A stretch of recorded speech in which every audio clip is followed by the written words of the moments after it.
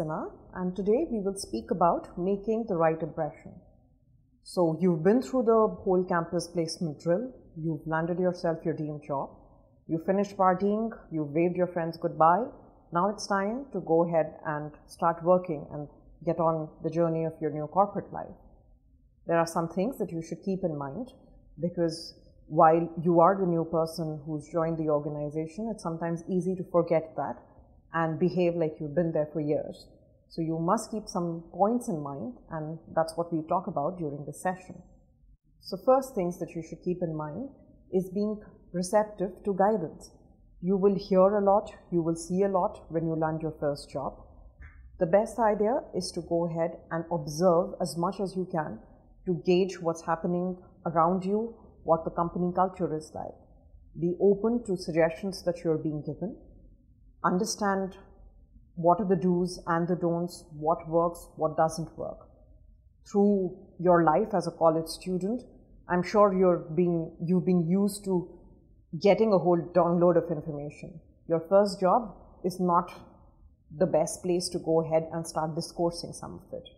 You must still learn how to listen, observe what's happening around, and then once you know your way around the organization, as and how you're asked, go ahead and express your opinions only when asked, and learn your ways to maneuver through the organization. Next, volunteer. After you spend some time in the organization, when you've settled into your new role, it's a good idea to start volunteering as and how there are opportunities that come your way. However, before you start volunteering for any projects or assignment, make sure to check with your manager if it's all right with him or her to do so. You can't let any of these extra projects that you volunteered for get in the way of work. But why do we say that you should volunteer? Well, it's a great way of knowing different people in the organization, not just in your department, but across various departments, across various roles. You get a great opportunity to demonstrate your skills as a team player, your leadership qualities, all of these come into play. However, make sure that you keep checking from time to time with your manager if they're fine with your participation in various projects, and making sure that none of your current roles, responsibilities are getting hampered with all of this extra volunteering that you've decided to do. Next, be happy with what you have. Hopefully, you would have negotiated a good salary, working hours, whether you have an option of working from home. Well, if you haven't, then you will need to make do with it. This is not the time, just when you've landed yourself a new job, to start asking for various things, start demanding for things that you might not be entitled to. However, if there is something that really puts you off, you must wait until your review to bring up any of those topics. If you wait until your review, it will give you enough time to show to the organization the value that you bring onto the table, the kind of performance that you have, and the skills that you have that add value to that particular organization. So best idea, wait until that review. Next, stay out of gossip. Very, very tempting. However, you should make a conscious effort to really stay away from all the gossip mongers that you can identify in the office. However tempting it may be to understand who's having an affair, who's the boss's favorite, it's best to stay away from those topics. And also to make sure that if there is news that comes your way, you don't go ahead and pass it on further. There will be all sorts of news that will come your way, but just keep it to yourself and forget about it like you never heard. It's a good idea to get to know your colleagues, but it shouldn't be with the intention to understand what the latest grapevine is in the office or what is the latest rumor. The idea should be to get to know your colleagues so that whenever you need some help with a certain project, you know who to go ahead and reach out. Next, don't ask for upgrades. Your company might give you a software, a phone, a laptop. That might not be the latest one. That is definitely not as per your liking. But that doesn't mean that the first few days of your job are the times that you start complaining and asking for upgrades. You will need to make do with what you're given, because that is as per the company policy. What might be a good idea is to read up the company policy on what your entitlements are and not go about cribbing about them, but just understand what your entitlements are and make sure that you've got everything as laid out in that policy. Next, don't speak ill of your former college or colleagues. So if you've been in a job earlier, make sure that you don't start trash talking them.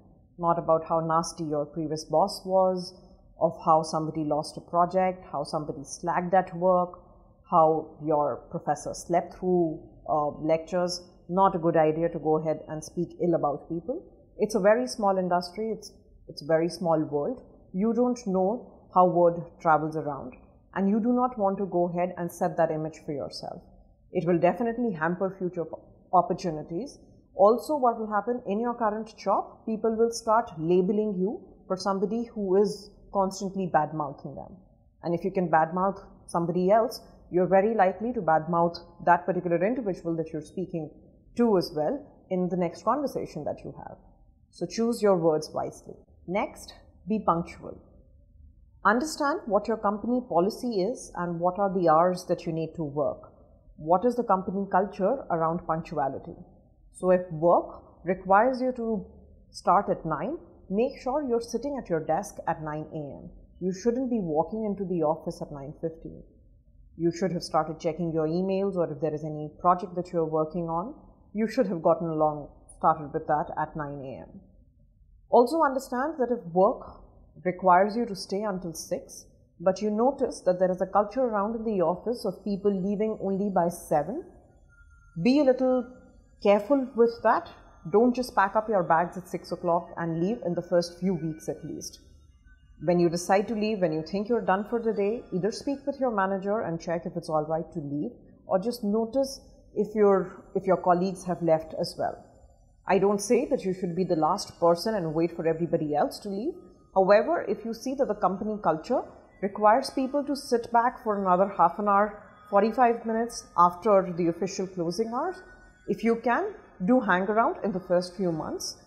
Else you'll get labeled as somebody who's, just comes in, hangs around, does their work from 9 to 6 and goes away from work. So pay attention to what the company culture is about punctuality.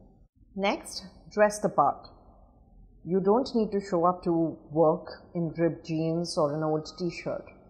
If you're not sure what is it that you need to be wearing to work, the best option is to ask what the dress code in the organization is. You don't need to spend a fortune on getting a whole new wardrobe. You just need to make sure that you're wearing well-fitted clothes, you're well-groomed, and you're playing the part that you've been hired for. Next, ask questions, but not too many. As somebody new in the organization, you will need to figure your way around. The best way is to ask questions rather than do it wrong and have to redo it later. So do ask questions, listen carefully, make notes if necessary, so that you don't ask the same questions over and over again. However, at the same time, make sure that you're not asking way too many questions that you look like the needy new hire. And if people have started avoiding you or have they started making fun of the number of questions that you're asking, it's a good cue to understand that you've been asking too many questions now. Next, use lunch to your advantage. So when it's lunchtime, don't just hide at your desk to eat the sandwich or spend your entire lunch break running around doing errands. Take this time out to get to know your colleagues better. If possible, different days do lunches with different sets of people, because this is the best way to get to know people in an informal setting. And also, while you're going ahead and getting to know people better, keep in mind that you don't lose track of time. If you're spending too many long breaks during lunches, teas, coffees, going down for too many smoke breaks, remember that you're getting observed and you don't want to get tagged as the person who's forever on breaks and never at his desk. Next, talk less, listen and observe more. The first few months that you spend in the organization are best spent observing everything that's going around you, listening to what people are saying and talking a lot lesser. This will help you gauge the environment, what the organization is all about, and only then is it a good idea to start offering your expert advice. However, make sure that only when you're asked for your advice do you go ahead and offer it. It'll also be more relevant rather than just going ahead and saying whatever comes to your mind and saying all the wrong things that you don't want to get noticed for. Lastly, I recommend this amazing book by Rosalinda Randall called Don't Burp in the Boardroom. In this book, Rosalinda very well explains, without even mentioning the word etiquette, the kind of office etiquette that you need to remember and maintain. Because she very rightly defines etiquette as your attitude, and you need to choose what kind of attitude do you need to display at work. So go ahead, hopefully these tips will be helpful and to help you make the first right impression at work, and have fun. All the best.